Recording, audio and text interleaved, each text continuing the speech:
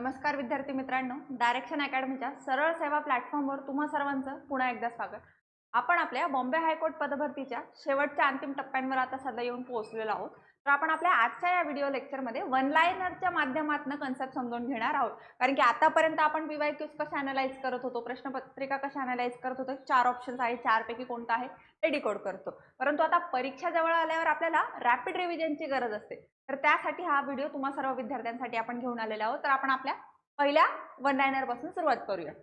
तर सर्वांनी one liner व्यवस्थित शांततेत ऐका आणि ते समजून घेण्याचा प्रयत्न करा. त्यामध्ये पहिले बघा, ऑक्सिजनचा शोध कोणी लावला? तर आहे जोसेफ प्रिन्सली. आता ऑक्सिजन पहिल्यापासून आपल्या पृथ्वीवर उपलब्ध आहे, तो तर काय आपण नव्यानं तर आणला नाहीये. परंतु जर ऑक्सिजन नावाचा एक पिरियॉडिक टेबल मधला एलिमेंट आहे, हे शोधण्याचं काम जोसेफ प्रिन्सली याने केलेलं आपल्याला बघायला मिळते. आणि त्याचबरोबर ऑक्सिजन किती % आहे तर आपल्याला माहिती आहे 21% आपल्या पृथ्वीच्या एकूण जे वायू आहेत तर त्यांच्यापैकी आपल्याला ऑक्सिजन असलेला बघायला मिळतं. आणि तो काय ज्वलनशील वायू असलेला आपल्याला बघायला मिळतो. त्याचबरोबर सर्वाधिक पृथ्वीवर कोणता आहे तर 78% आपल्याला नायट्रोजन बघायला मिळतो.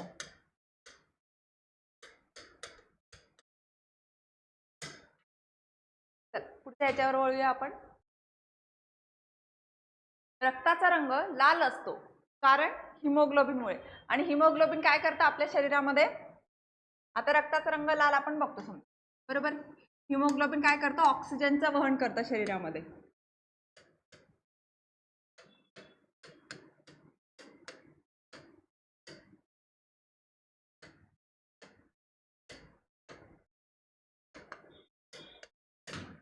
त्यामुळे बघा, जेव्हा तुम्ही ब्लड डोनेट करायला जाता का तेव्हा चेक केलं जातं की तुमचं HB काय, हिमोग्लोबिन काय. महिलांमध्ये प्रत्येक वेळी जेव्हा ते ब्लड डोनेट करायला जातात त्यांचं HB चेक केलं जातं. आणि आता त्यानंतर रक्ताचा रंग लाल असतो, परंतु रक्तामध्ये काय काय असतं बघा. सगळ्यात महत्त्वाचं आपला RBC, रेड ब्लड सेल, आपल्या तांबड्या पेशी. त्यानंतर दुसरं आहे बघा आपल्या WBC. WBC या 7 ते 8 दिवस जगतात, म्हणजे आपल्या रोगप्रतिकार शक्ती वाढवतात बघा, इम्युन सिस्टीम जे आहेत.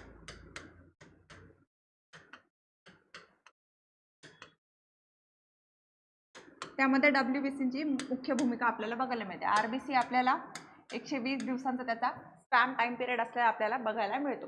आणि त्यानंतर अजून एक महत्त्वाचा तिसरा घटक रक्तांमधला जो तो आहे आपल्या प्लेटलेट्स, म्हणजे का आपल्या रक्तपिटिका.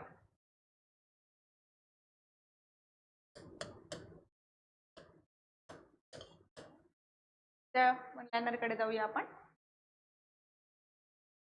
ध्वनीचा वेग माध्यमावर कशावर अवलंबून असतो तर काय? डेन्सिटीवर अवलंबून आहे. आपला ध्वनीचा वेग जो आहे तो माध्यम जे आहे त्याची घनता काय आहे, त्याची डेन्सिटी काय आहे. आता ध्वनी तिन्ही माध्यमातून ट्रॅव्हल करू शकतो बघा, घन, द्रव आणि वायू, सॉलिड, लिक्विड आणि गॅसेस. आता या तिन्ही स्टेटमध्ये आपल्याला साऊंड ट्रॅव्हल करताना दिसतो. आणि साऊंड जो आहे, ध्वनीला प्रवास करण्यासाठी काय माध्यमाची आवश्यकता आहे?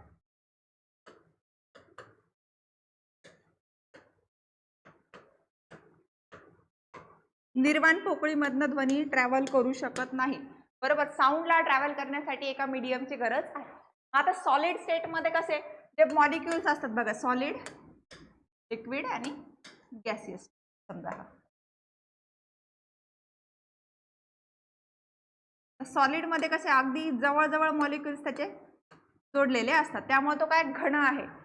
तेच द्रवामध्ये तुलनेने थोडे दूर दूर असतात आणि तेच वायूमध्ये अगदी लांब लांब अंतरावर आपल्याला असलेले बघायला मिळतात पार्टिकल्स. मग त्यामुळे काय होतंय की ध्वनीचा वेग घनमध्ये, सॉलिड स्टेटमध्ये सर्वाधिक असतो,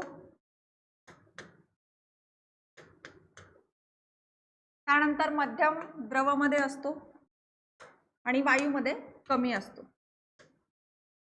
हे इथे लक्षात ठेवायचं आहे. सॉलिड, लिक्विड, गॅसेस तिन्ही स्टेटमधनं आपल्याला जो साऊंड आहे तो ट्रॅव्हल करताना बघायला मिळतो. आणि त्यांची डेन्सिटी किती आहे, घनता किती आहे, त्याच्यावर त्याची स्पीड जी आहे ती ठरत असते. प्रश्नाकडे वळूया. पृथ्वीचा अक्ष किती अंश झुकलेला आहे तर पर्याय बघा त्याचा 23.5. बरोबर. आपली पृथ्वी काय टिल्टेड आहे साईडला. आपली पृथ्वी काय टिल्टेड आहे, ही समजा आपली पृथ्वी जर आपण बघितली टिल्टेड आहे. 3 लाईन्स आपल्यासाठी महत्त्वपूर्ण आहेत. ती टिल्टेड आहे त्यावरच मग आपल्या समर सॉलिड विंटर सॉलिड तिथे होताना बघायला मिळते. आता 0 डिग्रीवर काय आपला विषुववृत्त, 23.5 वर काय आपल्याला इकडे कर्कवृत्त जे भारतातनं जातं, आणि दक्षिणेला काय मकर वृत्त, बरोबर, आणि मध्यभागी काय विषुववृत्त.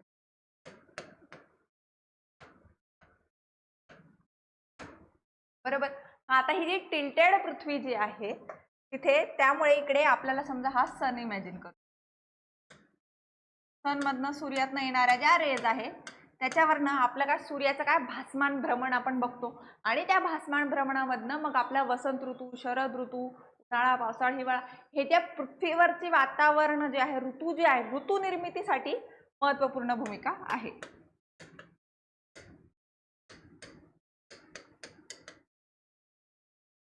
नाहीये बहुतेक, एक मिनिट आपण कलर चेंज करूया.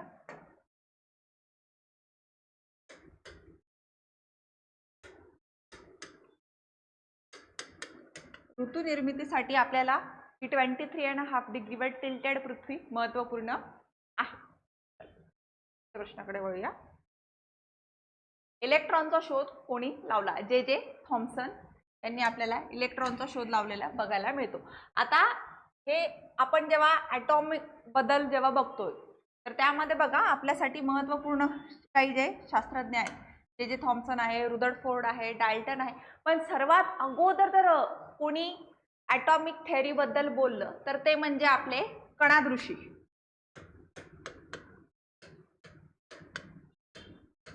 यांनी विशेषिका जे आहे त्यांचं जे क्षणदर्शनांपैकी एक विशेषिका जे आहेत का, त्यामध्ये त्यांनी एका छोट्याशा महीन कणाबद्दल चर्चा केली की त्याला तोडता येत नाही, एक लास्ट डिजिट आहे आणि त्याला रूपांतर करू शकतोय आपण. एक त्याला त्यांनी काय नाव दिला? परमाणू.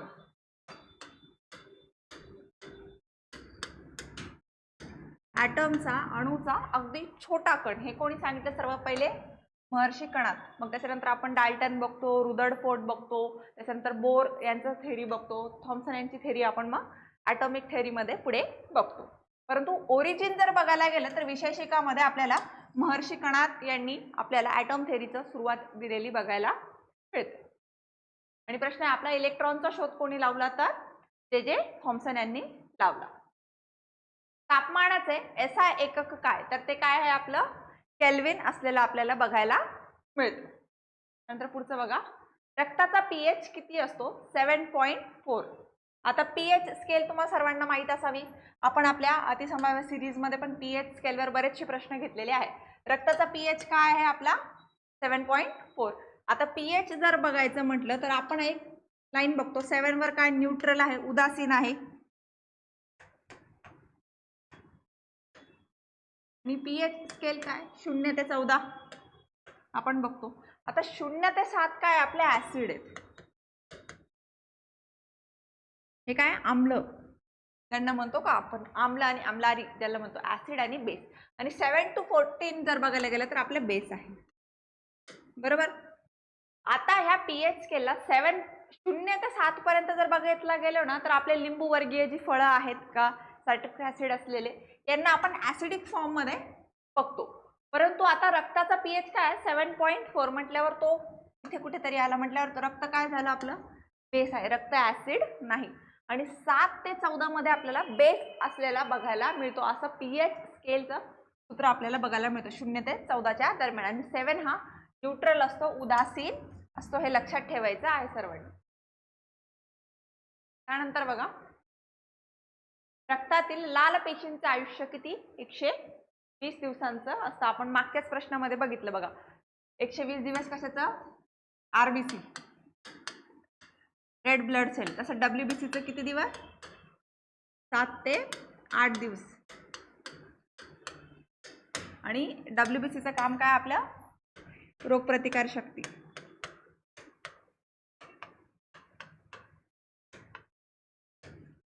आपली इम्युन सिस्टीम मेंटेन करणे. त्या प्रश्नाकडे वळूया. HCl कोणत्या प्रकारचे आम्ल आहे? तीव्र. आणि हे HCl काय? आपल्या पचनासाठी महत्त्वपूर्ण भूमिका आपल्याला बजावताना बघायला मिळतं. हे आम्ल आहे, कसं तीव्र स्वरूपाचं म्हटल्यावर काय ते 0 ते 7च्या रेंजमध्ये आपल्याला बघायला मिळेल.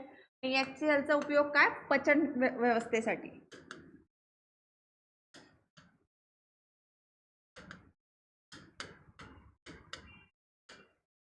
सजीवांच्या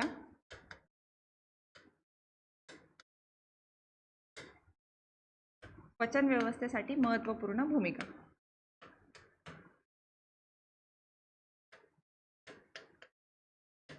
आपल्याला HCl बजावताना बघायला मिळतं की जे ऍसिड आहे. बघा, सामान्यतः मिठाचे रासायनिक नाव काय सोडियम क्लोराईड आणि त्याचा फॉर्म्युला जर बघायला गेलो तर तो काय आपला NaCl. सोडियम क्लोराईड जो आहे आपला तो बघायला आपल्याला मिळतो. नंतर बघा, प्रोटॉनचा शोध कोणी लावला तर गोल्डस्टीन. आणि तसंच मागच्या याच्यात बघितलं बघा आपण इलेक्ट्रॉनचा शोध.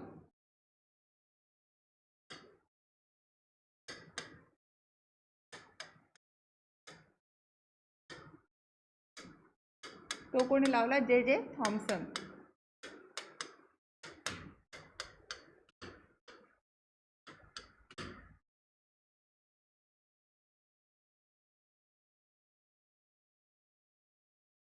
सर्व विद्यार्थ्यांसाठी सूचना आहे की आपली ऑल इन वन सरळ सेवेची बॅच आहे बघा, की त्याची फीस आहे मात्र 1499 रुपये.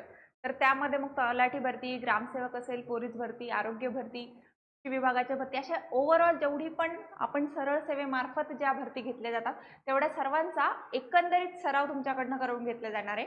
त्या बॅचची फीस तसं बघायला गेलं तर मूळ फीस आहे आपली 2999, परंतु सध्या ऑफर पिरियडवरती तुम्हाला 1499 मध्ये उपलब्ध होणार आहे. त्यामध्ये तुम्हाला लाईव्ह प्लस रेकॉर्डेड स्वरूपाचे मॅथ रिझनिंग असेल, GK GS असेल, मराठी ग्रामर, इंग्लिश ग्रामर असेल, या सर्वांचा एकंदरीत सराव तुमच्याकडनं त्याच्यातनं करून घेतला जाणार आहे, किती 1 वर्षाच्या ड्युरेशनसाठी आहे. तर डिस्क्रिप्शन बॉक्समध्ये ॲपची लिंक आहे, जे विद्यार्थी इच्छुक असतील ते तिथून त्याला परचेस करू शकता. आपण आपल्या प्रश्नाकडे वळूया. आपला प्रश्न आहे बघा, न्यूट्रॉनचा शोध कोणी लावला तर आहे जेम्स चॅडविक. न्यूट्रॉनचा कोण जेम्स चॅडविक. इलेक्ट्रॉनचा कोण मग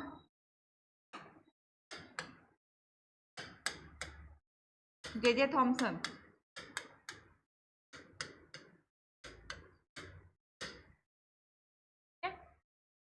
प्रश्नाकडे वळूया. आवर्त सारणी कोणी तयार केली तर हे उत्तर आहे बघा, जी मॉडर्न पिरियॉडिक टेबल जो आपण बघतो का तो मेंडेलिव्ह यांनी तयार केलेला आपल्याला बघायला मिळतो. त्याच्यामध्ये वेगवेगळ्या ब्लॉक्सच्या माध्यमातून बघा असे ते पिरियॉडिक टेबल्सचे ब्लॉक्स आपल्याला बघायला मिळतात. बघा हे आहेत, इकडे एक आहे बघा लिन्थेनाइड्स वाला, त्याच्यानंतर इकडे एक आपल्याला बघायला मिळतो. हे मग P ब्लॉक असेल, B ब्लॉक असेल, S ब्लॉक असेल, अशा वेगवेगळ्या ब्लॉक्सच्या माध्यमातून धातू, अधातू आणि ते पिरियॉडिक टेबल मधले एलिमेंट्स कसे आहेत त्याच्यावर ते मेंडले आपल्या आवर्त सारणीमध्ये मॉडर्न पिरियॉडिक टेबलमध्ये आपल्याला पिरियॉडिक टेबल एलिमेंट्स कशी भूमिका बजावतात ते सांगण्याचा प्रयत्न करतात. त्यानंतर बघा, H2SO चे नाव काय तर सल्फ्युरिक ऍसिड म्हणून आपण H2SO4 याला ओळखतो. नंतर पुढचं बघा, मानवी शरीरातील सर्वात मोठे हाड कोणते तर फीमर आणि सर्वात छोटे कोणतं आपल्या कानामध्ये बघायला मिळतं. पुढचंच आहे बघा वन लाईनर, शरीरातील सर्वात लहान हाड कोणते स्टेप्स, जे आपल्या कानांमध्ये आपल्याला बघायला मिळतं. सगळ्यात मोठं कोणतं तर फीमर असलेलं आपल्याला बघायला मिळतं. आणि टोटल किती हाड आहेत आपल्या शरीरामध्ये 206 हाड प्रौढ व्यक्तीमध्ये.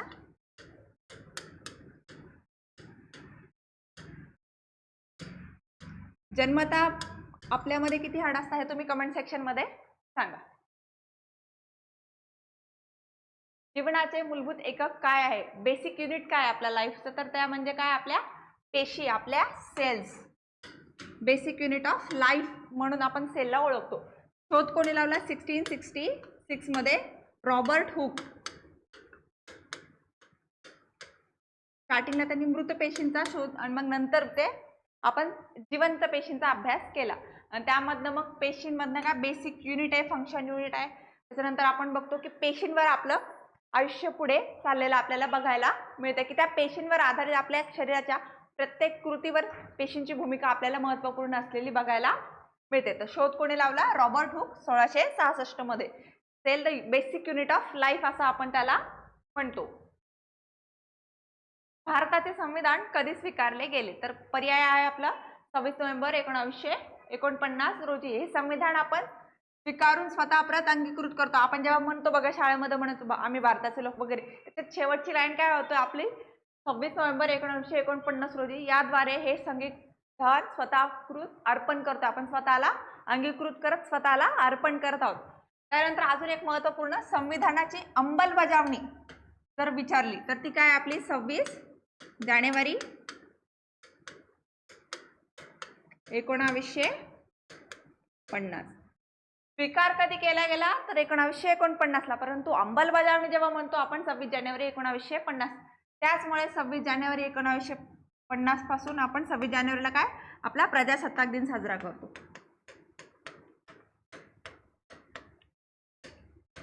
रिपब्लिक डे आपण तिथे साजरा करत असतो.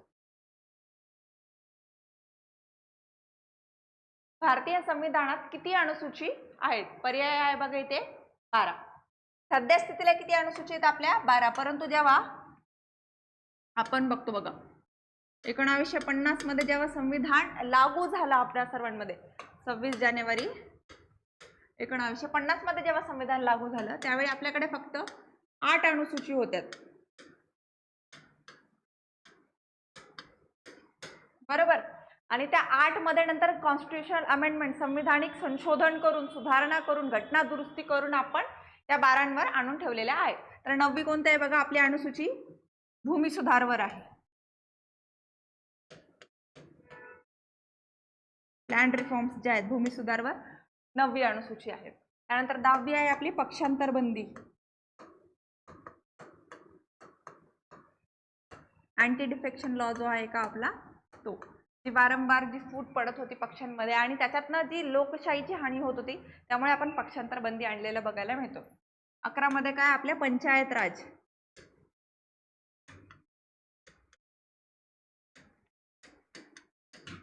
आणि 12 मध्ये काय नगरपालिका, महानगरपालिका. 73व्या आणि 74व्या घटना दुरुस्तीनुसार आपण 11 आणि 12 त्यामध्ये इन्क्लूड केलेल्या आहेत. त्यामुळे पहिले 8 आहेत. सुरुवातीला जेव्हा संविधान लागू झालं त्यावेळी आपल्याकडे किती होत्या? फक्त 8. आणि आता ह्या 4 आपण 9वी भूमी सुधार, 10वी पक्षांतर बंदी, 11वी पंचायत राज, 12वी महानगरपालिका, अशा टोटल 8+4 आपल्याला 12 अनुसूची असलेल्या बघायला मिळतात.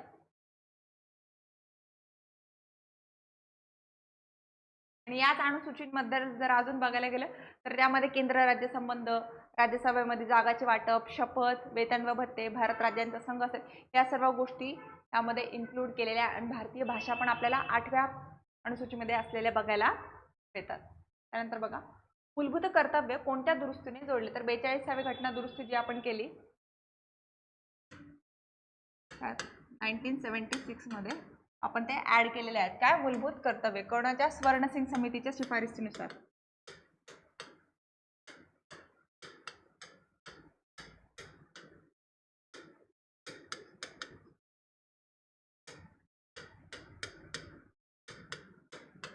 त्यानुसार आपण आपल्या संविधानामध्ये घटना दुरुस्ती केली 42वी. त्याला आपण काय म्हणतो? मिनी कॉन्स्टिट्यूशन, छोटे संविधान. कारण की त्यामध्ये बऱ्याचशा गोष्टी आपण 42व्या घटना दुरुस्तीमध्ये फेरबदल केलेले बघायला मिळतात, म्हणून त्याला मिनी कॉन्स्टिट्यूशन असं म्हणतो आपण. सर्वाधिक जास्त जर चेंजेस कोण आले तर 42व्या घटना दुरुस्तीने आले. आणि हे मूलभूत कर्तव्य काय? 51 अ ह्या कलमांतर्गत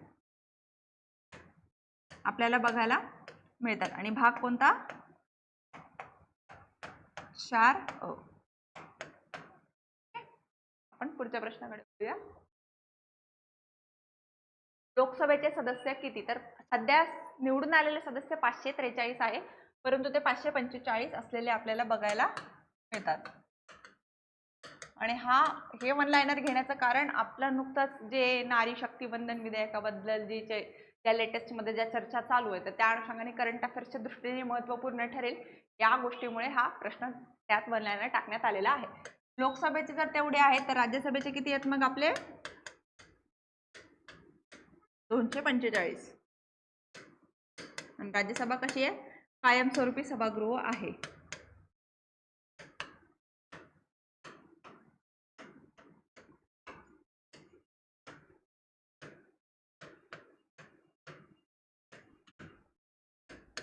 आणि ह्याच्या नारी शक्ती वंदन विधेयकानंतर जे परिसीमन होणार होतं आणि त्यात लोकसंख्येच्या आधारावर ज्या सीट्स वाढणार होत्या आपल्या, त्यातनं मग आपल्या खासदारांची संख्या वाढेल. आता पुढे त्याचं काय राजकीय घडामोडी होती तो नंतरचा भाग.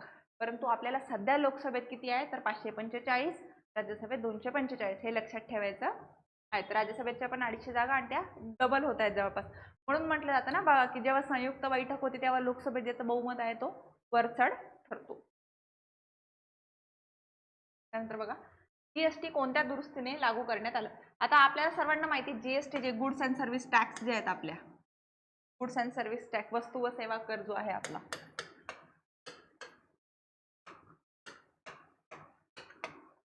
हे कसे अप्रत्यक्ष कर आहेत आपले.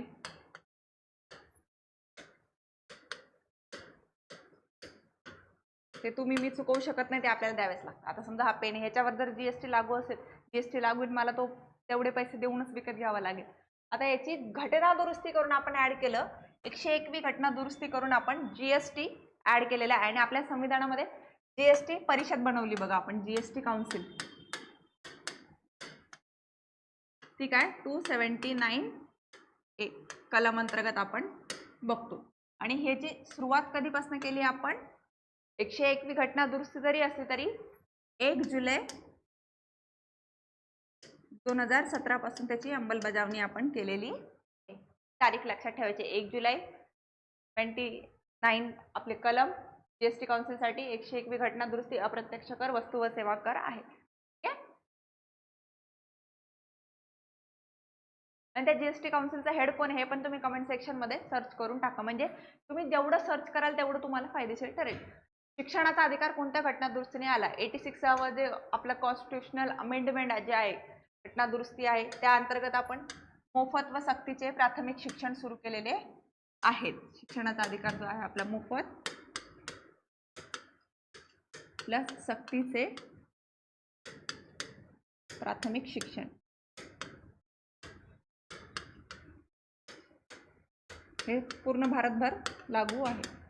आणि याच्या अंतर्गत मग घटना दुरुस्ती करून आपण कोणतं कलम ऍड केलं? कलम 21A जीवित व व्यक्तिगत स्वातंत्र्य वगैरे आहे, त्यातला 21A मध्ये आपण ऍड केलेलं आहे. मूलभूत हक्कांमध्ये. कशामध्ये?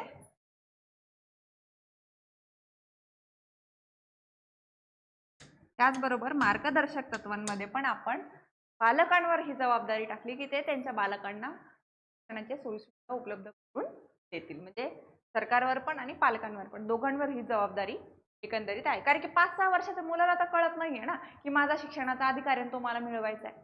त्याच्या पालकांची भूमिका तिथे महत्वाची. शिक्षण गळती जी आहे ते प्रमाण कमी करणं आणि त्यात मोफत आणि सक्तीचं केलं. सक्तीचं तर केलंय पण मोफत पण केलं की गोरगरीब जे आहेत की जे अफोर्ड करू शकत नाहीये शिक्षण, त्यामुळे ती शिक्षण गळती होती, मग त्यांच्यासाठी त्या सुविधा उपलब्ध करून देण्यात आलेल्या आहेत. त्यानंतर बघा संविधानात किती कलम आहेत सध्या सुधारित अवस्थेमध्ये? सध्या सुधारित किती आपल्याला? 448. आतापर्यंत जेवढ्या काही घटना दुरुस्ती झाल्यात आपल्या त्या अनुषंगाने आपल्याला किती आहेत? 448 आपल्याला असलेले बघायला मिळतात. परंतु जेव्हा आपला संविधान सुरू झालेलं होतं बघा, संविधान लागू केलं आपण स्टार्टिंगला जेव्हा, आता जरी आपल्याला 448 कलम दिसत असले, आतापर्यंत झालेल्या जेवढ्या पण काही घटना दुरुस्ती आहे सर्वांचा एकंदरीत उहापोह करत आपण 448 वर पोहोचलो. परंतु 26 जानेवारी 1950 ला जेव्हा घटनेचा अंमल केला आपण, अंमलबजावणी सुरू केली, त्यावेळी 395 कलम होते आपल्याकडे. वेगवेगळे भाग कट केलेत, ते भाग ऍड केले आणि ते करत आपण आता 448 वर येऊन ठेपलेलो आहोत. भारतातील न्याय व्यवस्था कोणत्या तत्वावर आधारित आहे? तर ती कशी? एकात्मिक न्याय व्यवस्था आहे आपली. न्याय व्यवस्था कशी? एकेरी स्वरूपाची आणि उतरंड आपल्याला असलेली बघायला मिळते. सर्वोच्च स्थानी कोणतं आपले? सुप्रीम कोर्ट, माननीय सर्वोच्च न्यायालय. सर्वोच्च न्यायालयाचा निर्णय जो आहे तो भारतातील प्रत्येक न्यायालयावर बंधनकारक असतो. त्यानंतर दुसऱ्या स्तरावर आहे बघा आपले उच्च न्यायालय. त्यानंतर आहेत आपले कनिष्ठ व जिल्हा न्यायालय.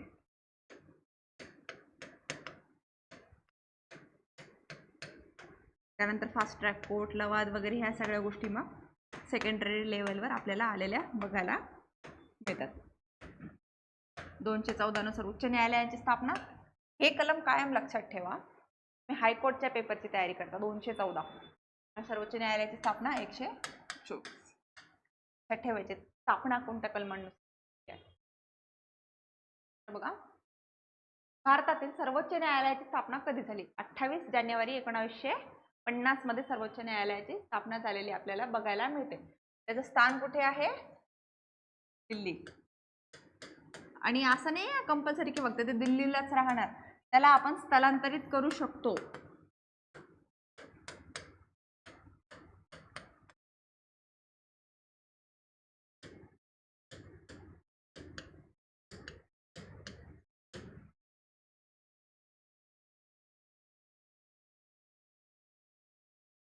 उच्च न्यायालयाची स्थापना कोणत्या कलमानुसार झाली? 214 नुसार उच्च न्यायालय. आपण आता मागच्याच ह्याच्यावर बघितलं बघा स्लाइडवर. हायकोर्ट साठी काय 214, सुप्रीम कोर्ट साठी काय 124. याने त्यात न्यायाधीशांची नियुक्ती कोण करताय? सुप्रीम कोर्ट असो की हायकोर्ट असो, न्यायाधीशांची नियुक्ती कोण करताय? आपले राष्ट्रपती.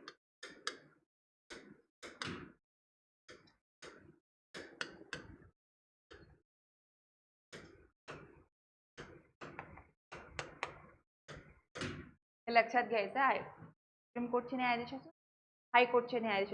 त्याचबरोबर तदर्थ न्यायालय, हंगामी न्यायाधीश ह्या सगळ्या ज्या कन्सेप्ट आहेत की प्रसंगी रिटायर्ड झालेले जज जे आहेत त्यांना वापस बोलवलं जाते, या सर्व गोष्टी ज्या आहेत त्यांना रिअपॉइंट करण्यासाठी पण राष्ट्रपतींचीच भूमिका महत्त्वपूर्ण ठरते. सर्वोच्च न्यायालयाचे क्षेत्राधिकार किती प्रकारचे आहेत? तर 3 प्रकारचे मुख्य आहेत बघा. पहिलं आहे मूळ. त्याच्यामध्ये मग कोणकोणते आहेत आपले की राज्यांमधील वाद,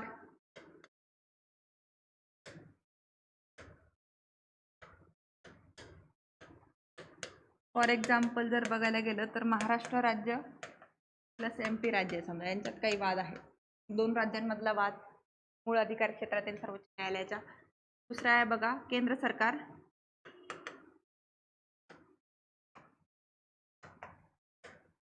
विरुद्ध राज्य सरकार. मग ते कोणत्याही राज्याचं सरकार असो, हे सुद्धा अशा रिलेटेड काही डाऊट असेल, काही संविधानिक चर्चेची गोष्टी आहेत तर त्या आपल्या मूळ अधिकार क्षेत्रात सर्वोच्च न्यायालयाच्या येतात. तर महत्त्वपूर्ण आहे बघा अपील. समजा हायकोर्टचा निर्णय मान्य नाही, तो कुठे जातो? सुप्रीम कोर्टमध्ये. परंतु काही निर्णयांमध्ये हायकोर्टची पूर्व परवानगी घ्यावी लागते, तेव्हा तो सुप्रीम कोर्टमध्ये जातो.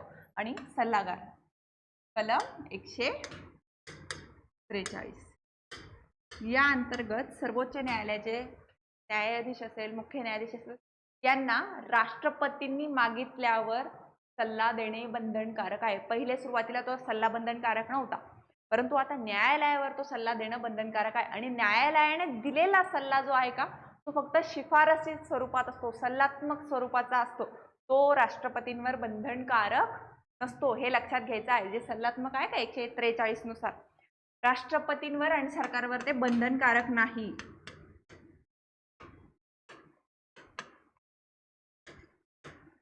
फक्त सल्लात्मक स्वरूपाचं असतं, हे लक्षात घ्यायचं आहे. परंतु न्यायालयाला जर राष्ट्रपतींनी सल्ला मागितला तर न्यायालयाला राष्ट्रपतींना सल्ला देणे मात्र बंधनकारक आहे. आणि यामध्ये सुरुवातीला कसं फक्त मुख्य न्यायाधीशाचा सल्ला घेतला जात होता, नंतर मग मुख्य न्यायाधीश आणि इतर अन्य न्यायाधीश यांचा एकंदरीत सल्ला, त्यात मग मेजॉरिटीनी तो डिसिजन ते देतात. म्हणजे समजा मुख्य न्यायाधीश आहे म्हणून त्यांना जर पटतंय आणि बाकीच्या उर्वरित 5 लोकांना पटत नाहीये, तर मग मेजॉरिटीने जो फायनल डिसिजन येईल तो सल्ला त्या राष्ट्रपतीला त्यावेळी तो दिला जाईल.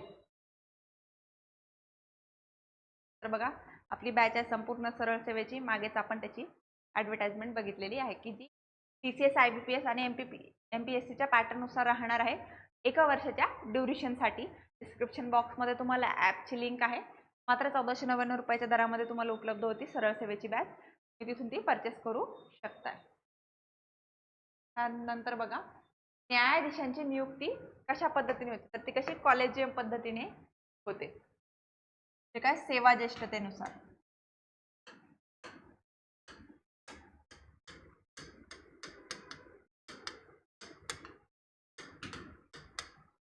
त्यानंतर जर बघायला गेलं सेवा ज्येष्ठते जरी म्हटलं तर सुप्रीम कोर्टमध्ये न्यायाधीशांचं निवृत्ती वय काय 65 वर्षे.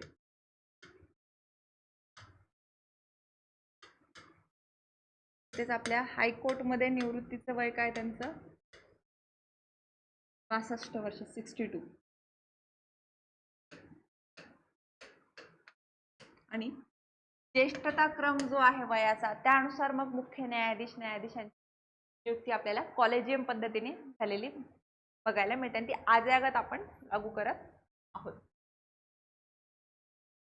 न्यायाधीशांना हटवण्याची प्रक्रिया जी आहे तिला काय म्हणतात, तर महाभियोग असं आपण म्हणतो. घटनेचा भंग केला, दिवाळखोर झाले, नादार झाले याच कारणावर त्यांच्यावर महाभियोगाची प्रक्रिया केली जाते आणि ती पण फक्त आणि फक्त संसदेमध्ये होते.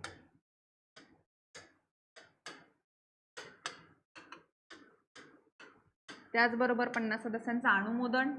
त्यानंतर दुसरी एक महत्वाची घटना विशेष बहुमताने करता येतं.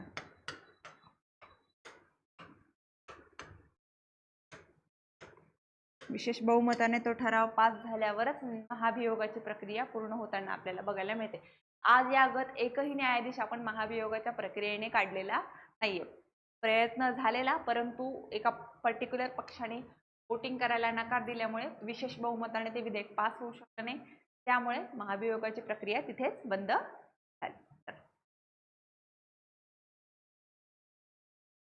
केंद्र राज्य संबंध कोण ठरवतं, तर कोण ठरवतं, आपलं संविधान. संविधानामध्ये बघा आपण बघतो 12 अनुसूची आहेत टोटल.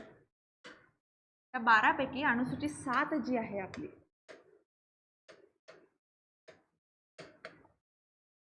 जी 7वी अनुसूची आहे त्या 3 सेक्शन मध्ये आहे बघा केंद्र राज्य संबंध ठरवणं. संघसूची, राज्यसूची आणि समवर्ती सूची. संघसूची ज्याच्यामध्ये केंद्र सरकारचे अधिकार आपल्याला बघायला मिळतात. आहे राज्यसूची, यात राज्य सरकारांचे अधिकार आपल्याला बघायला मिळतात. तिसरा आहे समवर्ती सूची, कनकरंट लिस्ट, ज्यामध्ये दोघांचे अधिकार आपल्याला बघायला मिळत आहे. परंतु एकाच समवर्ती सूचीमध्ये एकाच पर्टिक्युलर विषयावर राज्य सरकार असेल किंवा केंद्र सरकार असेल, दोघांनी पण जर कायदा केला तर समवर्ती सूचीमधल्या त्या टॉपिकवर केंद्र सरकारचा कायदा हा वरचढ ठरतो व तो सर्वमान्य ठरतो. का? कारण की तो केंद्राचा कायदा आहे.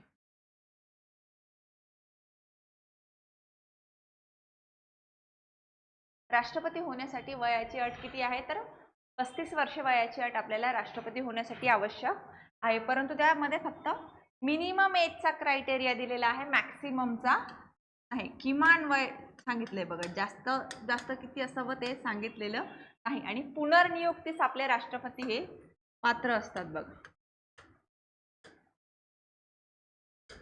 पुनर्नियुक्तीस पात्र आणि एकसंक्रमणीय पद्धतीने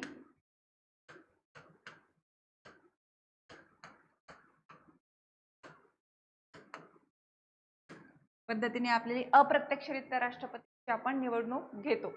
आणि त्याचबरोबर जर अजून बघायला गेलं तर हे तिन्ही सर्वोच्च दलाचे जे आपल्या सैन्याचे तिन्ही दल जे आहेत त्याचे सेनापती असलेले आपल्याला बघायला मिळतात. कशाचे? तिन्ही दलांचे. आपलं नौदल असेल, वायुदल असेल की सीमा दल असेल, सेना दल असेल, सेना, नौसेना आणि वायुसेना,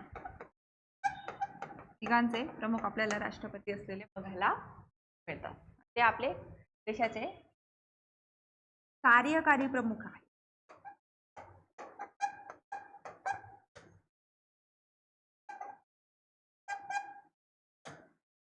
आणि त्यांना पुनर्नियुक्ती कितीही वेळा करता येते. या उलट आपण जेव्हा USA मध्ये बघतो का, तिथे फक्त 2 वेळा, कोणताही व्यक्ती 2 वेळा, तिसऱ्या वेळा चान्स नाही. राज्यघटनेची प्रस्तावना कधी बदलली गेली? तर 42व्या घटना दुरुस्तीमध्येच आपण प्रस्तावनेमध्ये चेंज केलेले आहे आणि त्याच्यामध्ये आपण 3 नवे शब्द ऍड केलेले आहेत बघा.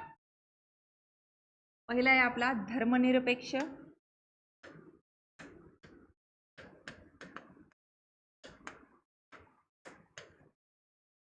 आहे समाजवादी,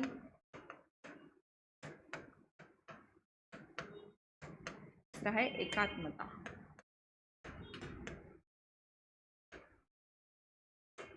आजयागत फक्त एकदाच बदली झाली आणि ती हे 3 नवीन शब्द आपण त्याच्यात ऍड केलेले आहेत आणि ही प्रस्तावना जी आहे का ती आपल्या राज्यघटनेचा अविभाज्य भाग आहे.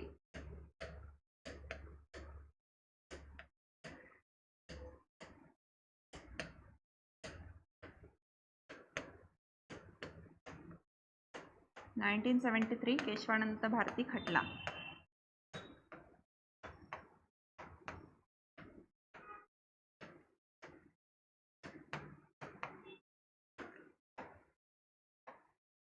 केशवानंद भारती खटला अजून एका गोष्टीसाठी प्रसिद्ध आहे, तो म्हणजे काय, आपल्या घटनेची चौकट जी आहे ती आपल्याला केशवानंद भारती खटल्यातनं मिळालेली बघायला मिळते. तर बघा पुढच्या प्रश्नाकडे जाऊया. राज्यघटनेची प्रस्तावना कधी बदलली गेली? संगणक म्हणजे काय? डेटा प्रक्रिया करणारे एक इलेक्ट्रॉनिक उपकरण. बरोबर ना? कम्प्युटर म्हणजे काय? सांगकाम एक प्रकारे सांगितलेली क्रिया पूर्ण करणार.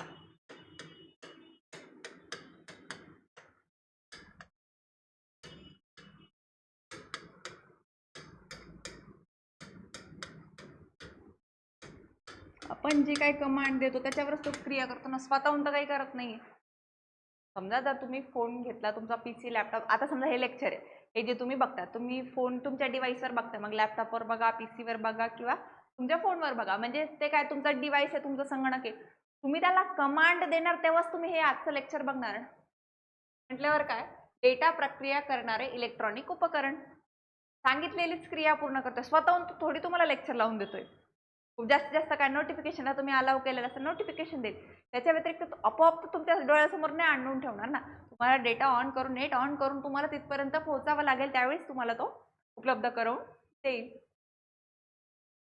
ते बघा, संगणकाचे जनक कोण? Charles Babbage. त्यानंतर बघा, सीपीयू चे पूर्ण नाव काय? सेंट्रल प्रोसेसिंग युनिट, आणि त्याला संगणकाचा मेंदू म्हणतो बघा आपण.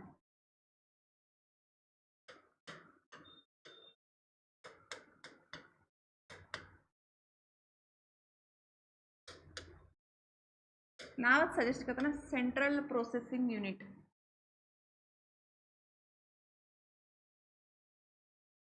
संगणकाची भाषा कोणती? तर बायनरी लँग्वेज आपण संगणकामध्ये वापरत असतो. शून्य आणि बायनरी लँग्वेज आपण वापरतो. त्यानंतर बघा, हार्डवेअर म्हणजे काय? तर संगणकाचे भौतिक भाग की ज्यांना आपण स्पर्श करू शकतो.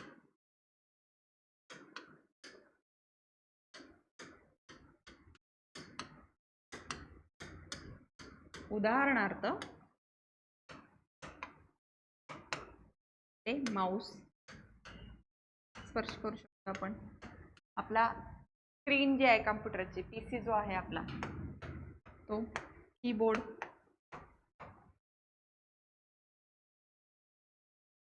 इत्यादी की ज्यांना आपण प्रत्यक्ष स्पर्श करू शकतो असे भौतिक भाग म्हणजे काय? तर आपले हार्डवेअर. ओके. सॉफ्टवेअर म्हणजे काय? तर प्रोग्राम्सचा संच, यांना आपण प्रत्यक्ष स्पर्श करू शकत नाही. सॉफ्टवेअरना काय? प्रत्यक्ष स्पर्श करू शकत नाही.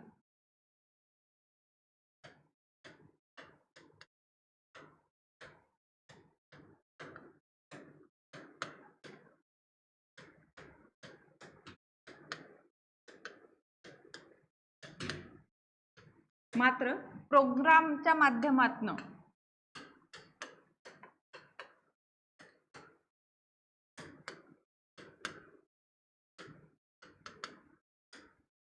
त्याची सेवा घेऊ शकतो आपण. मग वेगवेगळे ऍप्लिकेशन सॉफ्टवेअर्स हे त्याचे उदाहरणं आहेत. आता तुमचा यूट्यूबच बघा, ज्याच्यावर तुम्ही लेक्चर बघत आहात.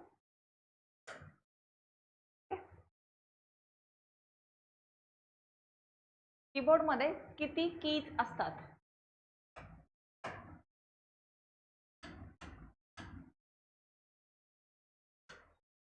तर त्यामध्ये साधारणतः 104 कीज एका कीबोर्डमध्ये आपल्याला असलेले बघायला मिळतात.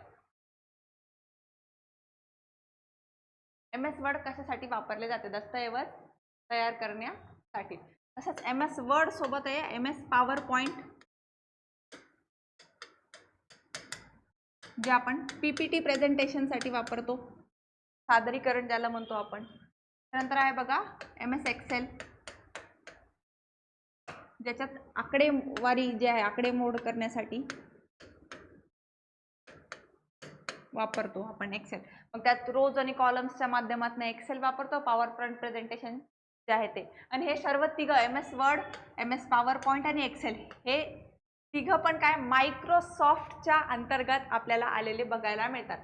मग त्यात वर्डचं काम काय? दस्तऐवज तयार करणे, टेक्स्ट फॉर्मॅटमध्ये दस्तऐवज तयार करणे, पॉवर पॉइंट प्रेझेंटेशन. आता हे जे तुम्ही जे बॅकग्राऊंडला बघताय काय पॉवर पॉइंट प्रेझेंटेशनच आहे ना. प्रत्येक स्लाइड मी चेंज करते. त्यानंतर एक्सेलमध्ये आपण आकडेवारी गणिती आकडेमोड आपण करत असतो. त्यानंतर बघा इंटरनेट स्पीड कशात मोजतात? MBPS, MB पर सेकंड, म्हणजे पर सेकंडला किती MB तुमचं नेट कन्झ्युम करतो त्यावर मग आपण इंटरनेटची स्पीड ठरवतो की हाय स्पीड आहे की लो स्पीड आहे. त्यानंतर बघा कॉपी पेस्ट शॉर्टकट काय? Ctrl+C plus Ctrl+V.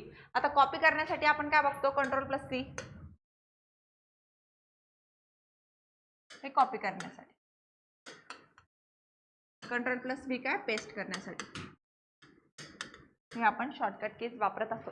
परीक्षा जवळ आलेली आहे. शॉर्टकट कीज जे आहेत PYQचे आणि तुम्हाला जे लेक्चर सिरीज घेतलेली बघा त्याच्यामध्ये पण शॉर्टकट सिरीज आहे आणि ज्यांनी बॅच परचेस केली त्यांना पण त्या शॉर्टकट कीज मिळतील बघा, त्या ॲपवर आहे आपल्याला उपलब्ध. तर ते लेक्चर आवर्जून बघून जा पेपरच्या अगोदर, तुम्हाला नक्कीच त्याचा फायदा होणार. ई गव्हर्नन्स म्हणजे काय? शासन सेवा ऑनलाईन उपलब्ध करून देणे.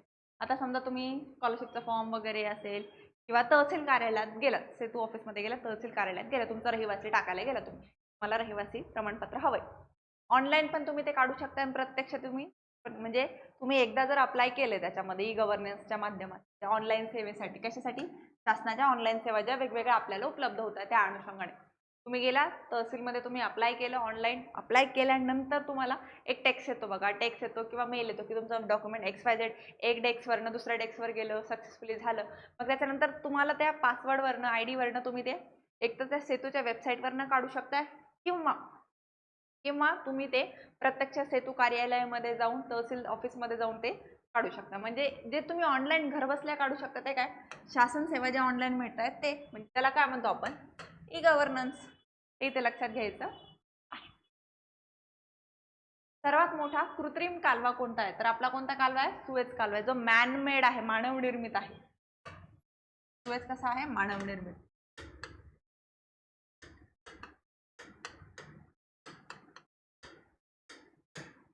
आणि तो कोणाला जोडतो बघा?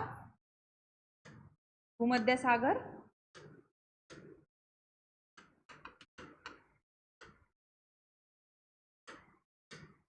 ते तांबडा समुद्र जो आहे आपला, रेड सी जो आहे, त्यांना जोडतो. आता सध्या रिसेंट न्यूज मध्ये आपण हॉर्मुझ बद्दल जास्त ऐकतोय बघा, बरोबर? गल्फ ऑफ ओमानच्या इथून आपल्याला हॉर्मुझ ही सामुद्रधुनी बघायला मिळते. त्याचबरोबर हा जो तांबडा समुद्र आहे का, तिथे पण एक सामुद्रधुनी महत्वपूर्ण आहे, ती म्हणजे काय? आपली बाबल मंडेब. हॉर्मुझ आणि बाबल मंडेबचे लोकेशन्स व्यवस्थित बघा मॅपिंगच्या दृष्टीने. तुम्ही बॉम्बे हायकोर्टसाठी असो किंवा कोणत्याही सरळ सेवेसाठी प्रिपरेशन करता, करंट अफेअर्समध्ये वारंवार येणारं नाव आहे, त्याची मॅपिंग लोकेशन तुम्हा सर्वांना माहीत असणं गरजेची आहे. आणि ह्या सुएझ कालवा काय 4 तलाव जे होते का त्यांना तोडून फोडून कनेक्ट करत ते बनवलेले आहे. हे म्हणजे कोणते? अलमंजिला,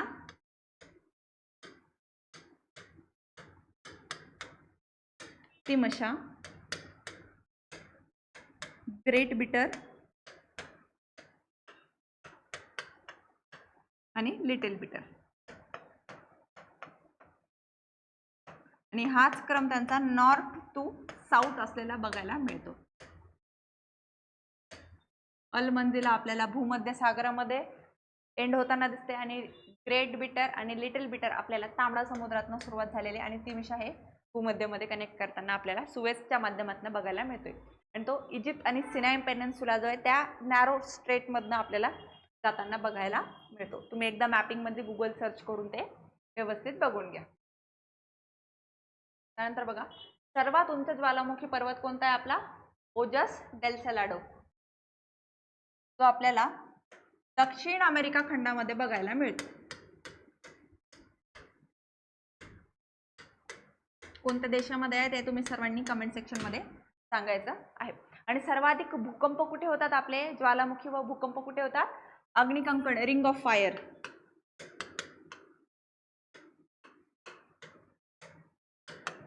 अग्निवलय जो आहे आपला पॅसिफिक अटलांटिकला कनेक्ट करणार जो अग्निवलय जो आहे का तो. रिंग ऑफ फायर पण सर्च करा, त्या कोणकोणत्या एरिया येतात ते पण तुम्हाला कळतील. आणि दक्षिण अमेरिकेमध्ये ओजस डेल सॅलाडो कोणत्या देशात आहे ते पण कमेंट सेक्शन मध्ये सांगा. तर बघा, जगातील सर्वात मोठे मैदान कोणते? तर ते आहेत आपलं सायबेरियन मैदान.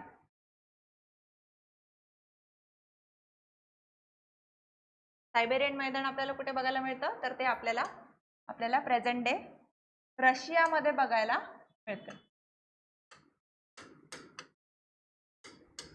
सायबेरियन मैदान आपल्याला बघायला मिळतं. मैदान म्हणजे काय? सपाट भूभाग.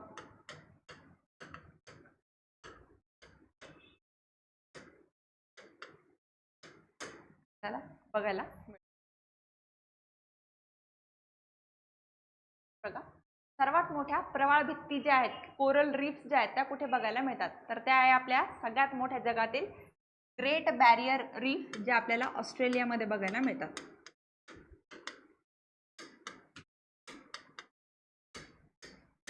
भारतातील सर्वात मोठ्या कोणत्या आहे? सुंदरबन.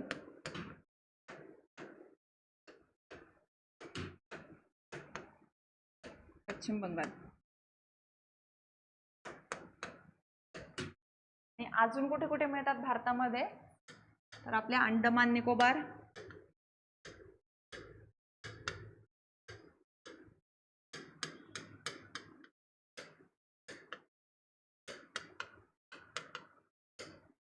दुसरं आपलं लक्षद्वीप.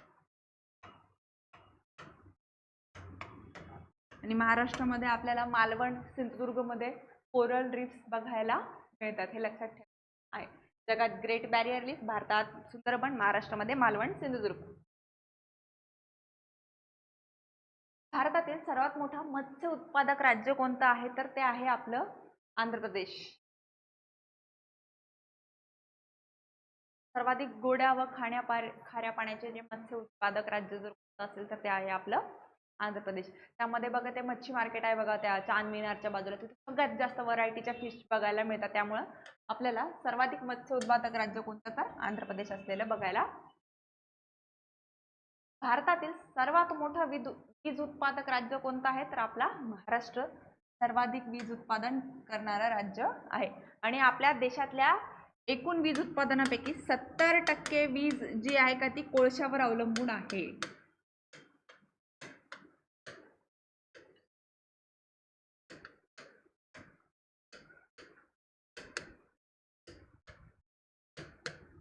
मग उर्वरित आपण वीज, पवन ऊर्जा, सौर ऊर्जा असेल, मग त्याच्यानंतर आपले hydro electricity power plant, thermal power plant यांच्या माध्यमातून घेतो.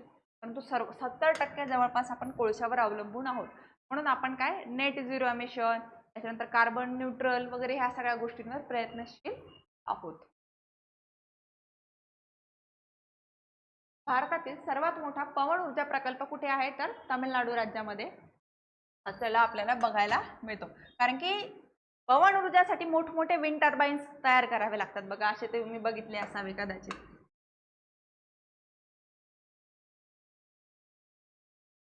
टर्बाइन्स लागतात, त्यासाठी मोठा भूभाग आपल्यासाठी लागत असतो. आणि त्यानंतर सौर ऊर्जेचं जर बोललं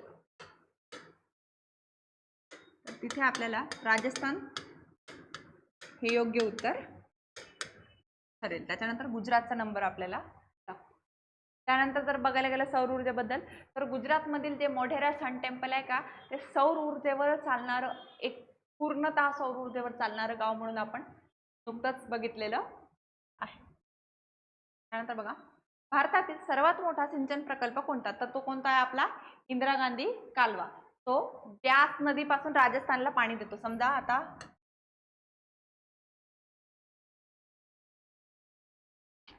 ड्रॉइंग मॅप स्केलवर नाही, सिच्युएशन सांगतो. ब्यास नदी आहे जी आपल्याला सिंधू नदीची उपनदी, सतलजची उपनदी असलेली बघायला मिळते. व्यास नदी आहे. आता ही कोणती आहे? व्यास नदी. पंजाबमध्ये आपल्याला बघायला मिळते एक आपला बैराज. तिथून बैराज म्हणजे काय की पाणी जे आता समजा हा नैसर्गिक पाण्याचा फ्लो आहे, ते कालवा बांधून तो पाण्याचा फ्लो इकडे घेणे. ओके, इंदिरा गांधी कालवा. पंजाबमधून व्यास नदीचं पाणी हे राजस्थानच्या पश्चिमी भागापर्यंत नेतात बघा. कुठे? पश्चिमी राजस्थानमध्ये. का? कारण की तिथे काय आपलं थारचं वाळवंट आहे. त्याला काय इंदिरा गांधी कालवा, व्यास नदीचं पाणी हे पश्चिम राजस्थानपर्यंत आणण्याची भूमिका आपल्याला झालेली बघायला मिळते. तिथून राजस्थानचं ॲग्रिकल्चर असेल, पिण्यायोग्य पाणी, ह्या सगळ्या गोष्टी ह्या इंदिरा गांधी कालव्यातनं बघायला मिळतात. भारतातील सर्वात मोठा जलविद्युत प्रकल्प कोणता? तर तो आहे आपला टेहरी डॅम, टेहरी धरण. भागीरथी नदीवर आपल्याला बघायला मिळतो.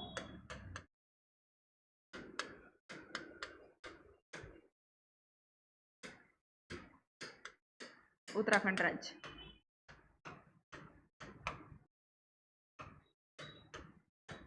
भागीरथी नदी महत्वाची अजून एका गोष्टीसाठी, म्हणजे भागीरथी प्लस अलकनंदा, देवप्रयाग इथे गंगा नदी दोघांच्या संगमातनं सुरू होते.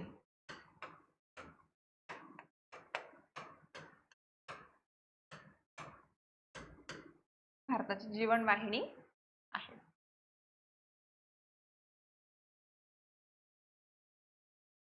भारतातील सर्वात मोठे अणुऊर्जा केंद्र कोणतं? तारापूर, महाराष्ट्रामध्ये आहे.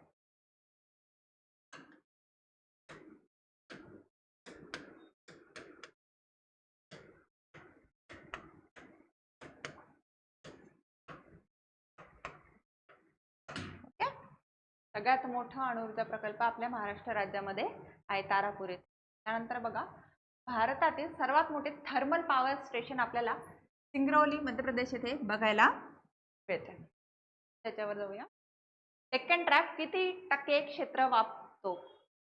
सुमारे 5 लाख चौरस किलोमीटर पर्यंतचं क्षेत्र आपल्याला डेक्कन ट्रॅप जो आहे, दक्षिणी द्वीपकल्प जो आहे, तो व्यापताना बघायला मिळतो. हा जो आहे का आपला, हा वाला पूर्ण पोर्शन आपला, त्या काय म्हणतो आपण? डेक्कन ट्रॅप. की याच्यामध्ये कोणता? बेसॉल्ट रॉक, बेसॉल्ट खडक, त्याचं रूपांतर होऊन कोणती? काळी मृदा मिळते. आणि हे बेसॉल्ट खडक कसा आहे? ज्वालामुखी उद्रेकातनं तयार झालेला आहे.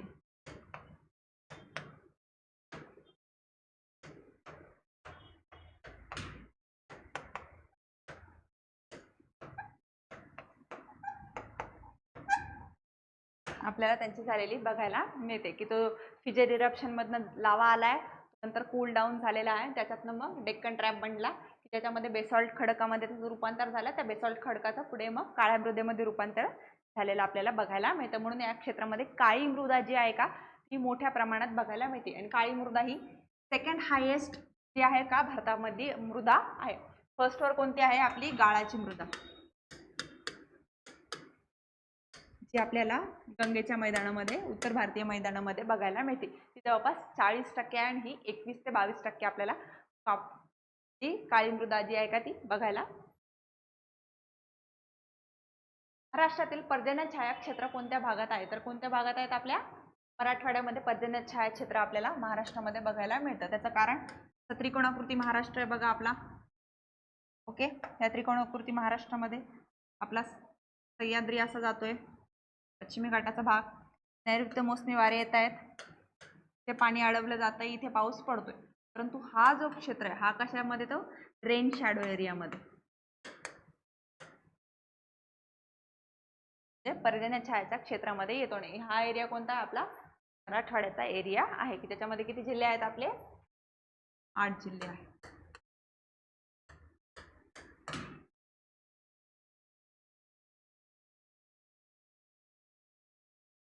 सातपुडा रांग कोणत्या नदी खोऱ्याला विभाजित करते? तर तापी आणि नर्मदा. आता समजा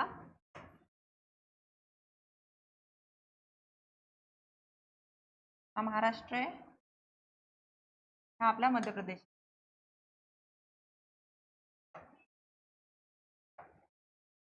सातपुडा पर्वत रांग आहे मध्य प्रदेश महाराष्ट्रासोबत.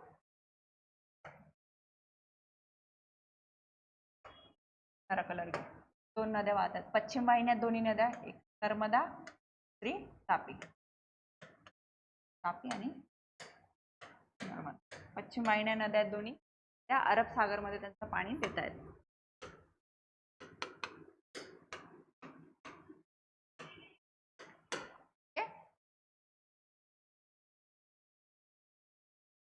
महाराष्ट्राचा किनारपट्टीचा विस्तार किती आहे? सुमारे 720 किलोमीटर आहे. तो जर दंतूर आणि रिया किनारा जो आहे का आपला उबड खाबड, आपला किनारा कसा आहे?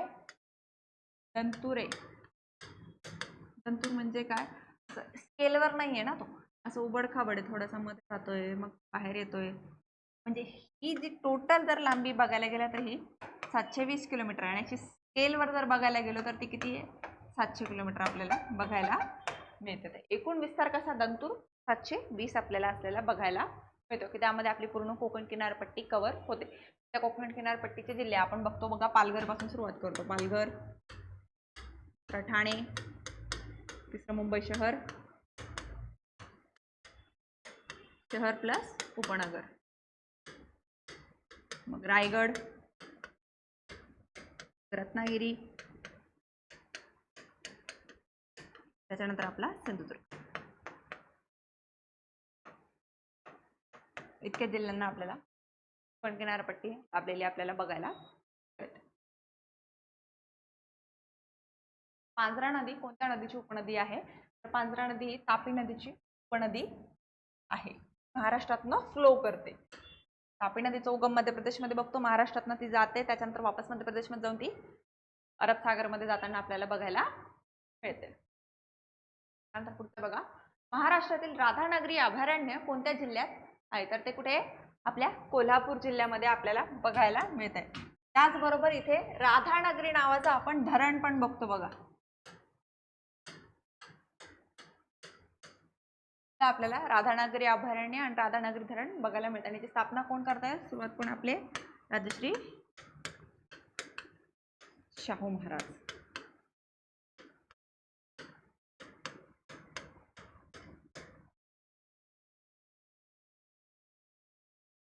कास पठार कशासाठी प्रसिद्ध आहे? तर कशासाठी आहे?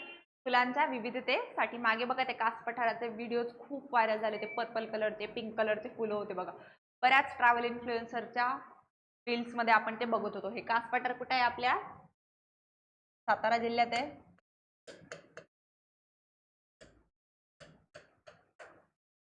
हे फुलांच्या विविधतेसाठी प्रसिद्ध आहे. त्याच्यामुळे त्याला युनेस्कोच्या वर्ल्ड हेरिटेज साइट मध्ये सुद्धा सामील करण्यात आलेलं आहे.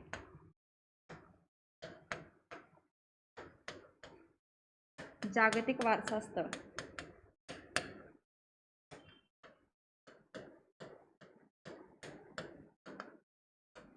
म्हणून सुद्धा सामील करण्यात आलेलं आहे आपलं कास पठार. त्यामुळे कास पठाराचे लोकेशन, त्याचबरोबर सासवडचा पठार, दैतचे पठार, हे बाकीचे ज्या पठारांच्या लोकेशन पण एकदा नजरेखालून तुम्ही पेपरच्या अगोदर ठेवा. महाराष्ट्रातील उल्हास नदी कुठे मिळते? अरबी समुद्र. उल्हास नदी काय? कोकण मधील सर्वात मोठी नदी आहे. कोकणातील सर्वात मोठी व लांब नदी आहे. तिचा उगम सह्याद्रीमध्ये होतोय आणि शेवट तिचा आपल्या अरबी समुद्रामध्ये होत आहे.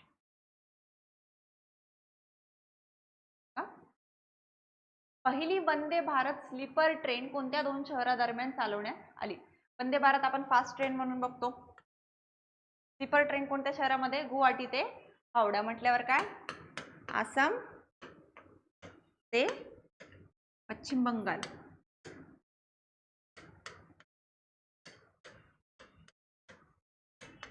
म्हटल्यावर ह्या लोकेशन इकडे अशी आपल्याला आलेली ती बघायला मिळते. बघा, विष्णुगड पिंपळकोटी जलविद्युत प्रकल्प कोणत्या नदीवर बसलेला आहे? तर तो म्हणजे कोणता? अलकनंदा नदीवर बसलेला आपल्याला बघायला मिळतो. आपण मागच्या स्लाइड मध्ये पण बघितलं बघा, अलकनंदा प्लस भागीरथी, देवप्रयाग,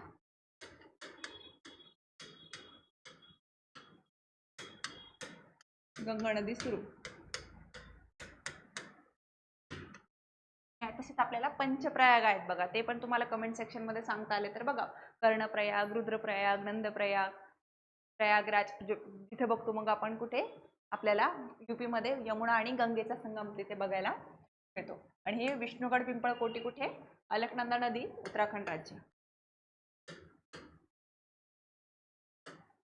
म्हणूनच आपल्या उत्तराखंड राज्याला काय म्हणतो आपण? देवभूमी.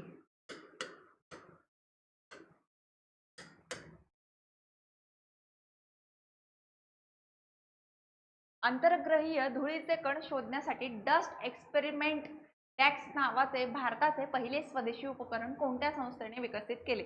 जानेवारी 2026 लेटेस्ट करंट अफेअर आहे. भौतिक संशोधन प्रयोगशाळा अहमदाबाद हे त्याचं योग्य उत्तर आहे. तर असे जे वन लाइनर आहेत का ते तुम्ही एकदा नजरेखालून कळणं अपेक्षित आहे. त्यानंतर बघा, भागीरथपुरा परिसरात अनेक मृत्यू झाल्यानंतर कोणत्या शहराने पाण्यामुळे होणाऱ्या आजाराचा प्रादुर्भावाला अधिकृतपणे महामारी म्हणून घोषित केले? तर तो आहे आपलं इंदोर. जे स्वच्छतेच्या रँकिंग मध्ये सलग टॉपवर येते 7 वर्षापासून. त्यामुळे इंदोर सारख्या शहरात पाण्यात दूषित पाण्या पिल्यामुळे लोकांचे झालेले मृत्यू आणि ती झालेली समस्या एक प्रश्नचिन्ह लावते स्वच्छतेवर. हे इथे लक्षात घ्यायचं आहे. आणि त्याचे बरेचसे रील वगैरे आपण व्हायरल झालेले बघितलेले असतील. त्यानंतर बघा, ऑपरेशन हॅक आय हे दहशतवाद विरोधी मोहीम कोणत्या देशाने सुरू केली? तर ती युनायटेड स्टेट्स म्हणजे आपल्या अमेरिकेने सुरू केलेली आहे.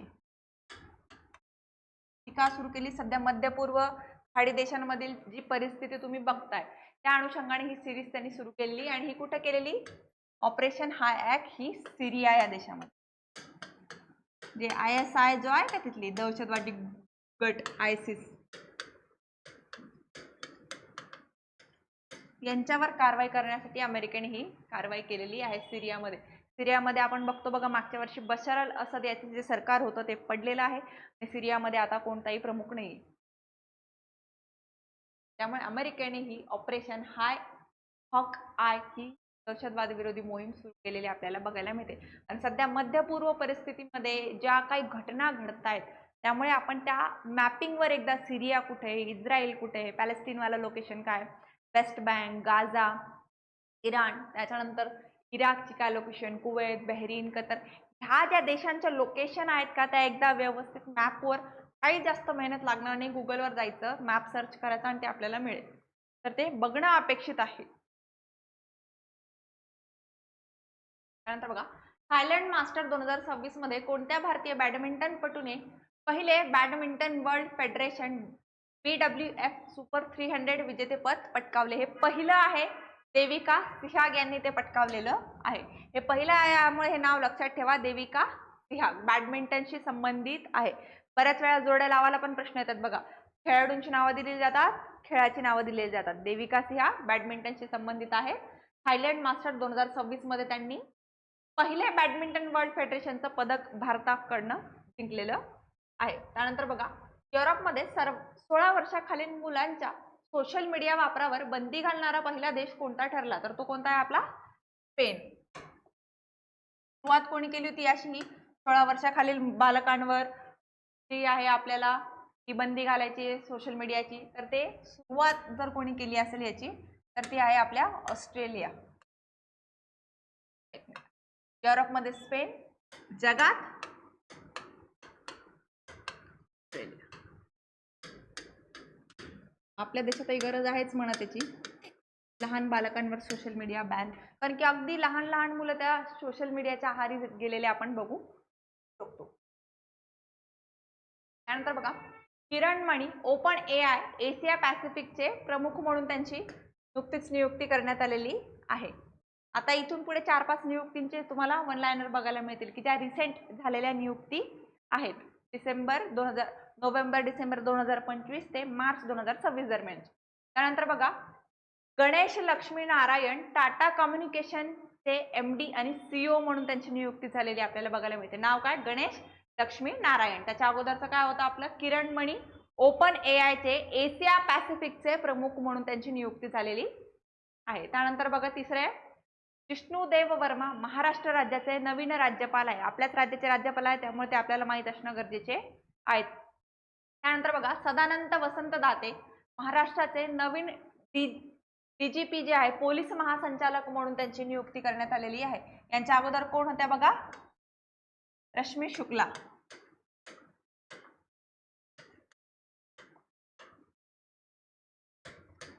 सदानंद दाते DGP महाराष्ट्र राज्याचे पोलीस महासंचालक पदी त्यांची नियुक्ती झालेली आहेत. त्यानंतर बघा, सुदर्शन पटनायक भारतीय जनगणना 2026 चे ब्रँड अँबॅसिडर आहे. आता सर्वांना जनगणनेचे वेध लागलेले आहेत, त्यामुळे सर्वांना जनगणनेची कामं वगैरे ह्या सगळ्या जरी असलं तर सुदर्शन पटनायक यांना ब्रँड अँबॅसिडर म्हणून नियुक्ती करण्यात आलेली आहे, हे लक्षात घ्यायचं आहे. त्यानंतर बघा पुढचं, सोजर्ड मरीन भारतीय महिला हॉकी संघाचे मुख्य प्रशिक्षक म्हणून त्यांची नियुक्ती करण्यात आलेली आहे. त्यानंतर बघा, अजित आगरकर जे आहे, भारतीय क्रिकेट नियामक मंडळाच्या BCCIच्या निवड समितीमध्ये त्यांची निवड करण्यात आलेली आहे. त्यानंतर बघा, Poonam Gupta reserve bank of इंडियाच्या डेप्युटी गव्हर्नर म्हणून नियुक्ती करण्यात आलेली आहे, RBIच्या डेप्युटी गव्हर्नर. त्यानंतर बघा, गिफ्ट सिटी जे आहे तिथं कंपनी लिमिटेडचे अध्यक्ष म्हणून उदय कोटक यांची नियुक्ती करण्यात आलेली आहे. त्यानंतर बघा, द्वितीय बौद्ध संगती कुठे झालेली आहे?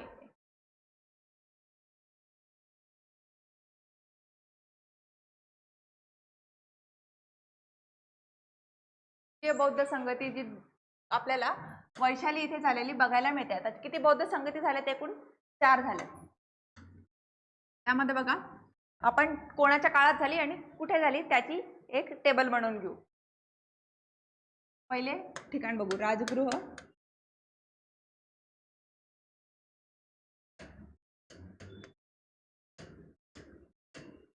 दुसरी वैशाली,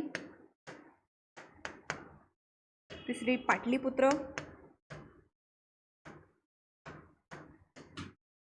कुंडलग्राम काश्मीर.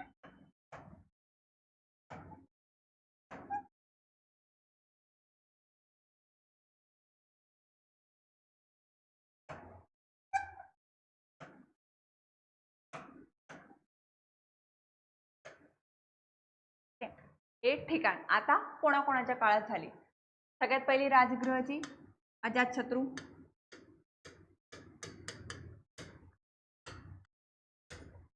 वैशाली जी आहे ती आपल्याला कालाशोकने घेतलेली आहे, पाटलीपुत्राचे सम्राट अशोक,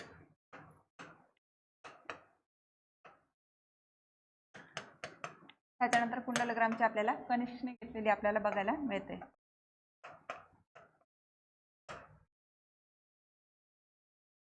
त्यानंतर पुढचं बघा, संगम साहित्य कशावर आधारित आहे? तर ते समाज जीवनावर आधारित आहे. दक्षिण भारतीय समाज जीवन व राजकीय परिस्थिती आपल्याला संगम साहित्यातनं कळत आहे. आता किती संगम झाले? ते एकूण आपले 3 संगम झालेत बघा. त्याचे पण आपण लोकेशन बघून घेऊया. किती संगम साहित्य? त्याच्यामध्ये मग दक्षिण भारताचा इतिहास आपल्याला त्यातनं कळतो.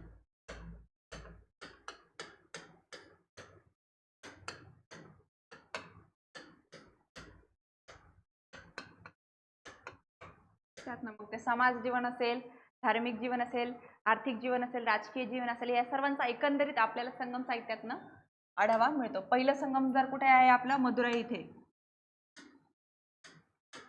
तामिळनाडूमध्ये. दुसरं आहे बघा कपाडापुरम,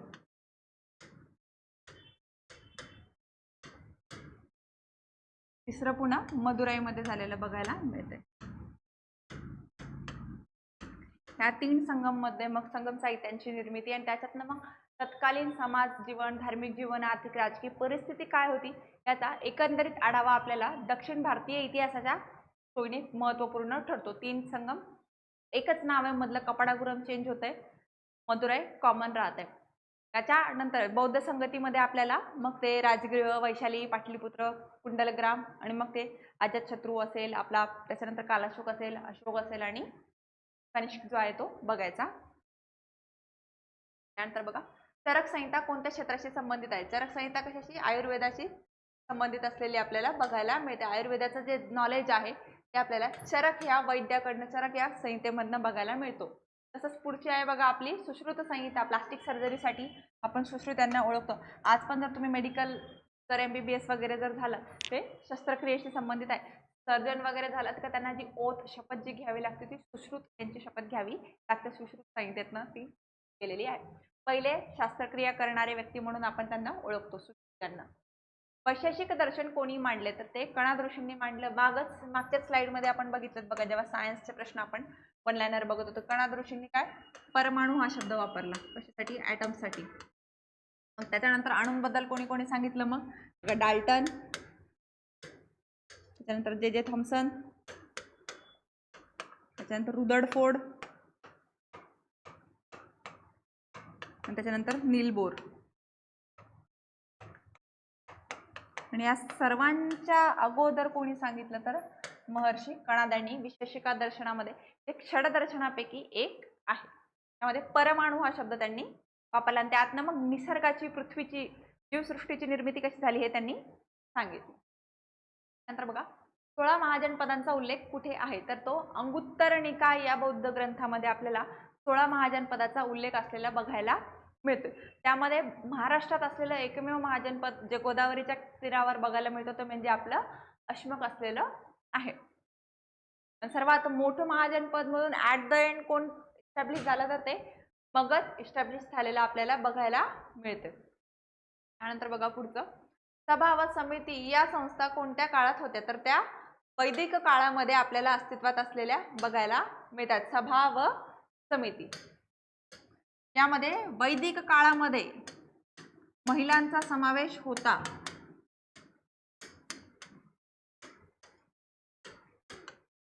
त्यामध्ये मग उदाहरणार्थ जर बघायला गेलं तर मैत्री, गार्गी, लोपामित्रा, अपाला हे एक्झाम्पल्स आहेत. मात्र उत्तर वैदिक काळामध्ये महिलांचा समावेश नाही.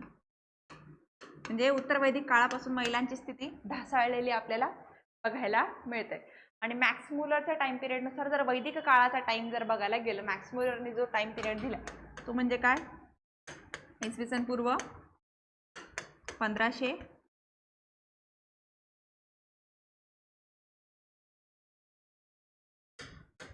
Max Mueller. त्याने भारतीय इतिहासाचा टाइमलाईन मध्ये लावण्याचा प्रयत्न केला. त्याने दिलेला कार्यकाळ कोणता आहे आपला वैदिक काळाचा, इसवी सन पूर्व 1500 ते 500 दरम्यान आपल्याला वैदिक काळ असलेला बघायला मिळतो. त्याच्यावर बरेचसे हिस्टोरियन्स बद्दल डाऊट आहे, पण सध्या सर्व मान्य मॅक्स मुलरचा हा टाइम 1500 ते 600चा 500चा आपण बघतो इसवी पूर्व. त्या प्रश्नाकडे वळूया. आता हे 3 वन लायनर आहेत शाळांबद्दल. पहिलं वन लायनर आहे बघा,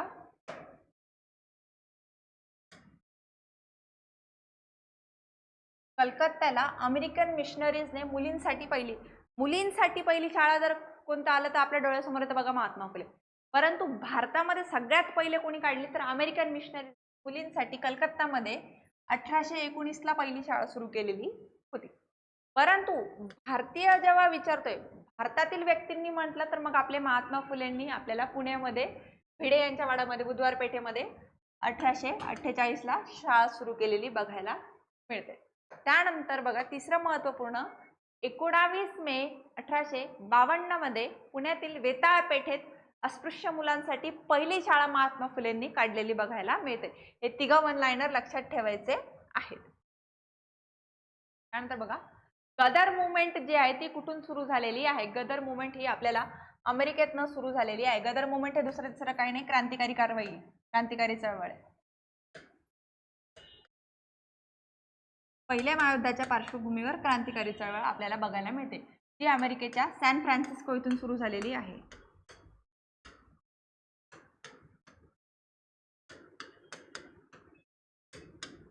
ते सुरू करणारे कोण? लाला हरदयाल.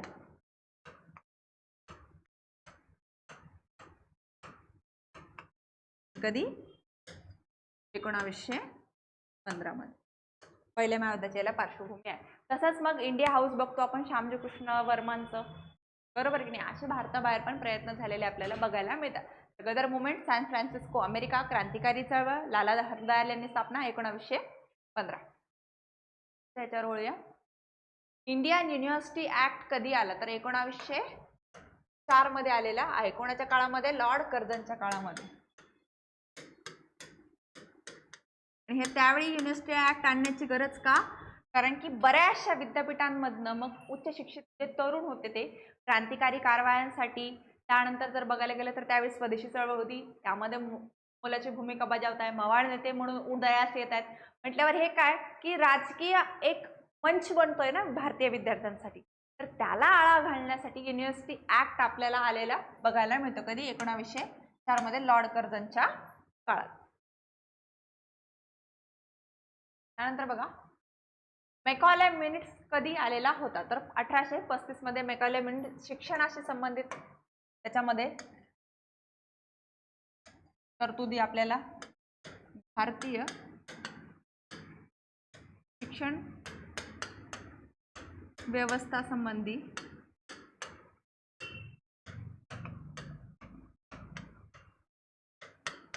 तरतुदींचा समावेश मेकॉले मिनिट्स मध्ये झालेला आहे 1835 ला.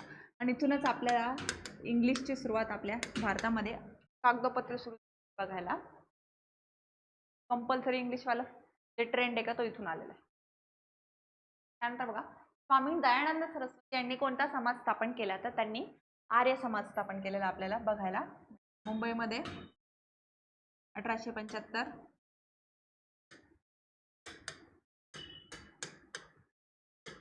आणि त्याची दुसरी शाखा लाहोर 1877. त्यातनं त्यांनी काय वेदांकडे परत झालं, बॅक टू वेदाज.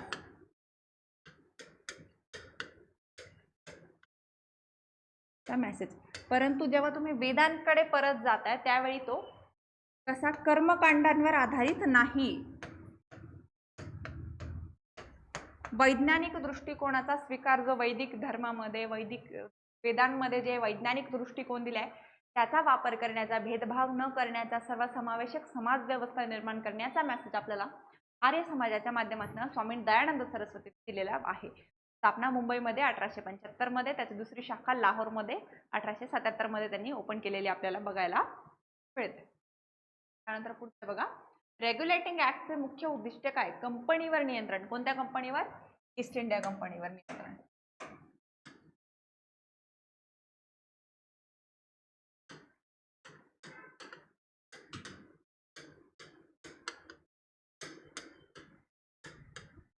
कधी आला हा रेग्युलेटिंग ऍक्ट? 1773. या ऍक्ट नुसारच कलकत्ता येथे सर्वोच्च न्यायालयाची स्थापना.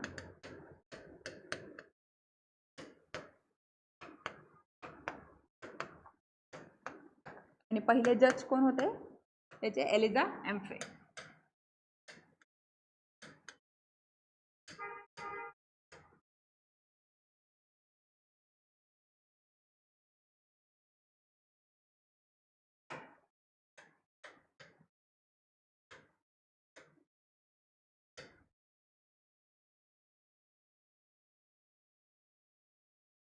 चार्टर्ड ऍक्ट 1833 चे वैशिष्ट्य काय? कंपनीचा व्यापार संपला.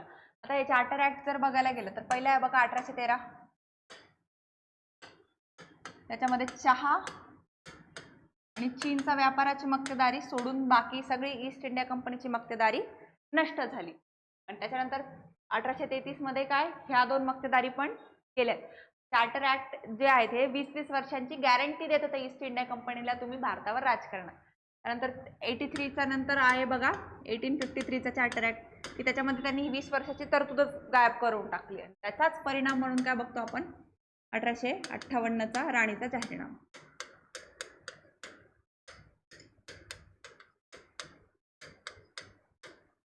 आता या राणीच्या जाहीरनाम्यातनं मग काय झालं की ब्रिटिश क्राऊन कडे सत्ता गेली.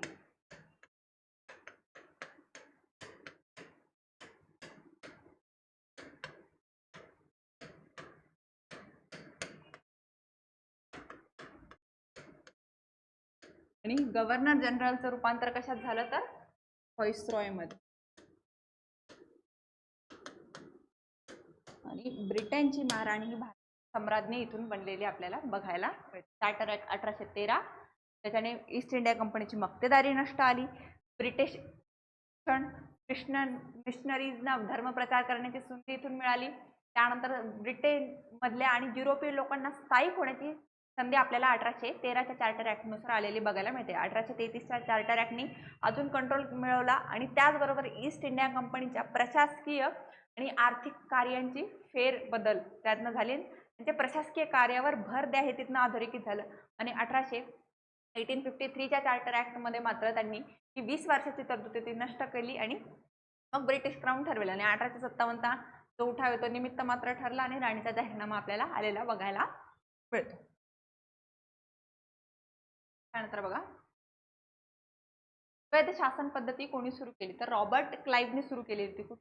अलाहाबादचा जो करार झालेला होता बघा,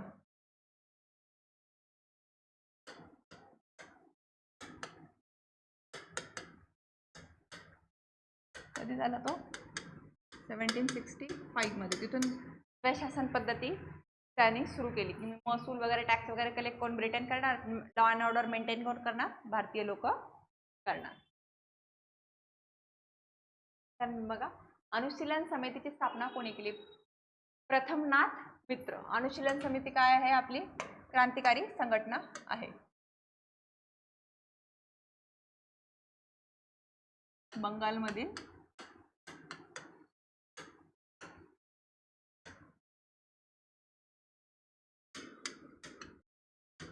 क्रांतिकारी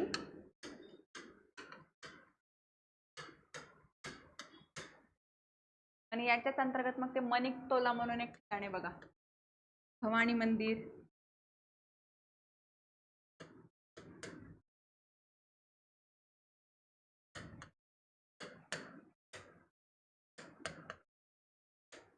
या ठिकाणी बॉम्ब बनवण्याचं प्रशिक्षण भारतीयांना दिलं जातं.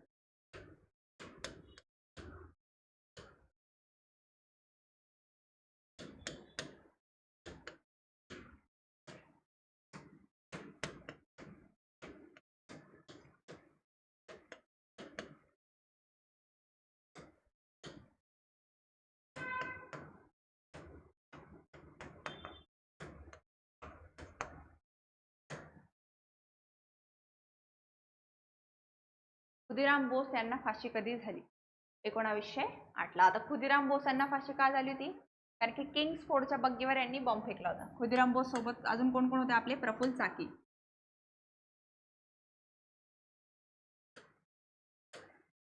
कारण काय? किंग्सफोर्ड.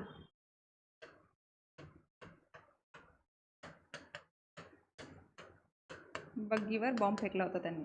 प्रफुल्ल चाकींनी आत्महत्या केली पकडल्या जाण्याच्या कंडिशनला आल्यावर.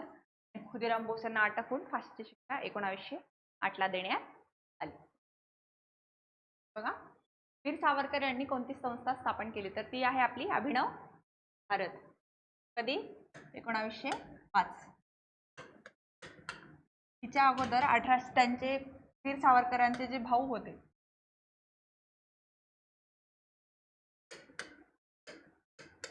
दादाराव सावरकर यांनी 1899ला नाशिक इथे मित्रमेळा सुरू केला होता बघा. त्याचंच रूपांतर मग पुढे अभिनव भारतमध्ये 1905 मध्ये विनायकराव सावरकर जे आहेत आपले त्यांनी केलेला आहे. आणि याच अभिनव भारतचे जे अनंत कनेरे म्हणून होते बघा, ज्यांनी नाशिकचा जो कलेक्टर आहे जॅक्सन याची हत्या केलेली आपल्याला बघायला. त्यानंतर बघा, हिंदुस्थान सोशलिस्ट रिपब्लिकन असोसिएशन कधी स्थापन झाली? 1928 मध्ये त्याची स्थापना झालेली. कुठे? दिल्लीमध्ये फिरोजशाह कोटला, जे आजचं अरुण जेटली स्टेडियम आहे का आपलं ते.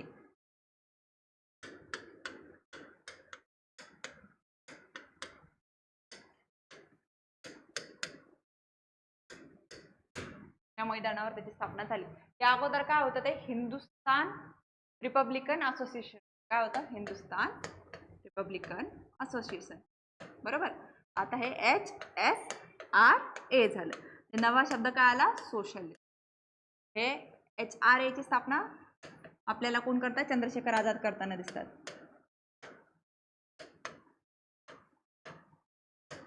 याच संस्थेच्या माध्यमातून मग आपला काकोरी जी घटना आहे का ती झालेली बघायला मिळते.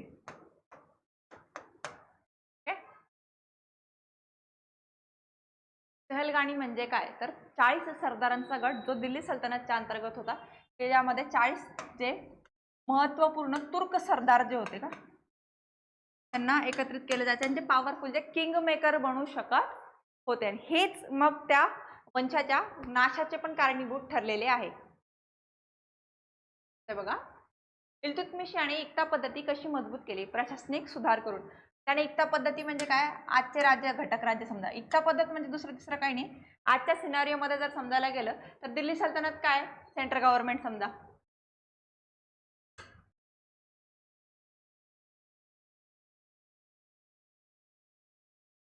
दिल्ली काय सेंट्रल गव्हर्नमेंट आजच्या ह्याच्याने समजून घ्या.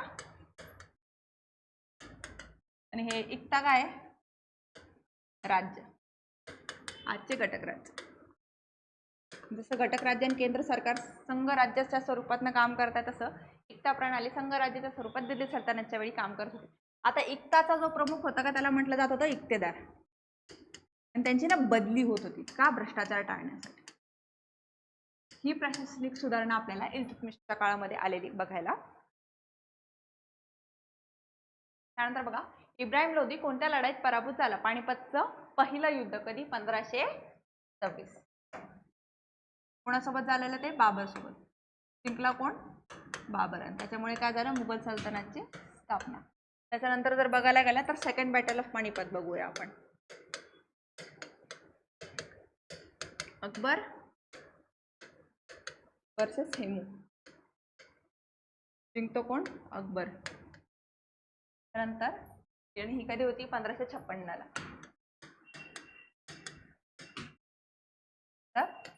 Third battle of Panipat. Delhi सल्तनत कडनं मराठे वर्सेस अफगाणिस्तान कडनं अहमद शाह अब्दाली. जिंकतो कोण? अहमद शाह अब्दाली. कधी? 1761. अशा 3 बॅटल ऑफ पानिपत झालेले बघायला मिळतात. जागीर म्हणजे काय तर महसूल क्षेत्र होतं त्या आणि त्या जागीरचा प्रमुख कोण होता? आपला जागीरदार.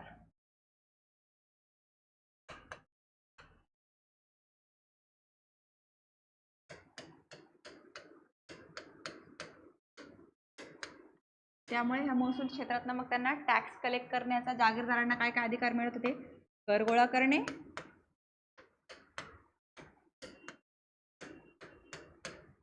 कायदा व सुव्यवस्था निर्माण करणे, लॉ अँड ऑर्डर मेंटेन करणे, ही त्यांची जबाबदारी होती. आणि राजा म्हणेल त्यावेळी त्याचं सैन्य घेऊन हजारवायचं युद्ध लढायला. तर बघा, तोंडावर पडदा आणि मनात खळबळ. ह्या म्हणीचा अर्थ काय तर बाहेरून शांत पण आतून अस्वस्थ. ते आपण जेव्हा मल्टिपल ओव्हरथिंक करायला लागतो बघा तेव्हा आपण बघतो तोंडावर शांतता दिसतोय पण तू मनामध्ये बरेचसे विचार चालतात. म्हटल्यावर काय? तोंडावर पडदा आणि मनात खळबळ. बाहेरून शांत पण आतून अस्वस्थ असा त्याचा अर्थ होतो. त्यानंतर पुढचं बघा, नांगर टाकल्याशिवाय पीक येत नाही. अर्थ मेहनत केल्याशिवाय यश मिळत नाही. आता उदाहरण जर आपलंच घ्यायचं म्हटलं, बॉम्बे हायकोर्टच्या पदभरतीसाठी तुम्ही तयारी करताय म्हटल्यावर तुम्ही एफर्ट्स करताय ना, अभ्यास करताय म्हटल्यावर काय तुम्ही नांगर टाकताय तेव्हा तुम्हाला ते फायनल सिलेक्शन मध्ये नाव येईल. म्हटल्यावर नांगर टाकल्याशिवाय पीक नाही, मेहनत केल्याशिवाय यश नाही. त्यानंतर पुढचं बघा, आंधळा मागतो एक डोळा, देव देतो दोन. अपेक्षेपेक्षा जास्त मिळणे. बऱ्याच वेळा विद्यार्थी असतात बघा की ते खूप साऱ्या एक्झाम्सचे फॉर्म भरतात, एक्झाम देतात आणि कुठेच सिलेक्शन होत नाही. काही विद्यार्थी असे असतात एक 4-5 ठिकाणी सिलेक्शन घेतात. म्हटल्यावर काय? आंधळा मागतो एक डोळा, देव देतो दोन. अपेक्षेपेक्षा जास्त मिळणे. प्रयत्न आहेत त्या विद्यार्थ्यांच्या सिलेक्शनसाठी परंतु अपेक्षेपेक्षा जास्त यश त्यांना तिथे मिळत आहे. त्यानंतर बघा, अशा रीतीने आपले आजचे 100 प्रश्न आपण व्यवस्थितरित्या इथे समजले. आशा करते की तुम्हाला याचा नक्कीच पेपरला फायदा होणार आणि तुम्हाला कमेंट सेक्शनमध्ये ज्या गोष्टी टाकण्यासाठी सांगितल्या किंवा ज्या सर्च करण्यासाठी सांगितल्या त्या तुम्ही आवर्जून करा जेणेकरून तुमचा 26 एप्रिलचा पेपर नक्कीच चांगला जाईल. सर्व विद्यार्थ्यांसाठी सूचना बघा, डिस्क्रिप्शन बॉक्समध्ये तुम्हाला ॲपची लिंक आहे, तिथून तुम्ही ह्या एकंदरीत सरळ सेवेची बॅच जी आहे त्याला तुम्ही डायरेक्ट ॲक्सेस घेऊ शकता. याची फीस राहणार आहे आपली 1499 रुपये. त्यामध्ये मग तलाठी भरती, ग्रामसेवक असेल, पोलीस भरती, आरोग्य विभागाच्या भरती, कृषी विभागाच्या भरती, एकंदरीत सरळ सेवेचा अभ्यास तुमचा त्यात होणार आहे. त्यात लाईव्ह प्लस रेकॉर्डेड लेक्चर तुम्हाला मिळतील सर्व सरळ सेवेच्या विषयांचे आणि 1 वर्षाच्या ड्युरेशनसाठी तुम्हाला ही बॅच अवेलेबल राहणार आहे. डिस्क्रिप्शन बॉक्समध्ये ॲपची लिंक आहे. त्याचबरोबर कॉन्टॅक्ट नंबर आणि टेलिग्राम चॅनलची पण लिंक आहे की जी सरळ सेवेशी संबंधित ज्या वेळोवेळी अपडेट्स आहेत तुम्हाला त्या टेलिग्राम चॅनलवर मिळून जातील. थांबूया आपण इथे आणि भेटूया आपल्या पुढच्या भागात. धन्यवाद.